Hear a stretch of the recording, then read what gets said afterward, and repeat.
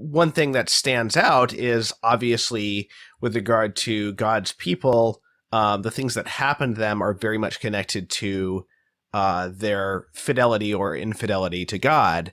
And I don't think that this is a really fashionable way of looking at history, even among Catholics these days. But obviously a big part of Augustine, it sounds like, based on this Judgment of the Nations book you were just talking about, that Dawson really has internalized this way of thinking as well. And it's very much a part of your book. So, the idea that obviously it's very easy to oversimplify cause and effect in history, even on on the spiritual plane. But yeah, how do you go about looking at sort of the judgment of the nations more broadly in history and the effects of spiritual matters on, say, God allowing a country to be conquered by its enemies or things like that, without being sort of facile and oversimplified? And how do you kind of try to look at things in a really spiritual and providential light without being kind of I guess facile is the word I would use.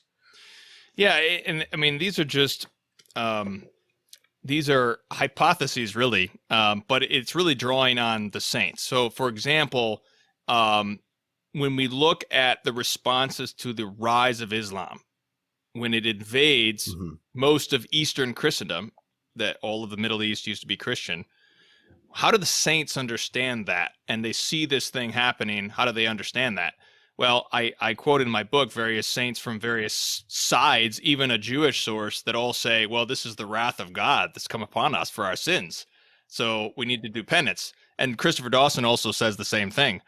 But this is, how do you do that? Well, you look at how does God deal with his people in the Old Testament and in the Apocalypse? Because it's really, it's in the Apocalypse, it has the same thing. And the Apocalypse really sort of has this, it shows us the city of God, the New Jerusalem coming down from heaven, and then the city of man, the Babylon, the various symbolic references, which can be taken to mean literally the earthly city of Jerusalem, which was destroyed by the wrath of God, as Jesus himself says. Right. Or it can also mean every other city that exalts itself against God. Could also go on to be referred to Rome. I think when you said that, Thomas, I first thought of this great quote that I found right before the Protestant Revolt, and this is from the Catholic Encyclopedia entry on Pope Leo X during the fifth the Lateran V, 1517. So this is in the springtime of 1517, right before. In the fall was when Martin Luther nailed his theses. And it's this really interesting scene where it says that at the end of this ecumenical council, this highly cultured layman, Gianfrancesco Picadello Birandolo, he delivers this speech, and he says that he concluded with a warning that if the Pope left such offenses longer unpunished and refused to apply healing remedies, it was to be feared that God himself would cut off the rotten limbs and destroy them with fire and sword. So he's warning of the wrath of God to come if they don't correct the problems in the church at the time. And it's interesting how obviously that happens. The Catholic Encyclopedia actually says his prophecy went unheeded, and then Martin Luther happened. And what's interesting, Rome still does not act even after all this stuff starts happening. It's only after Rome is actually sacked and all kinds of atrocities happen in the city of Rome. You have Lutheran iconoclasts doing all sorts of nasty things in the city of Rome. And then the Roman Curia says, it is the wrath of God. We have to act. And that's where the Council of Trent comes in.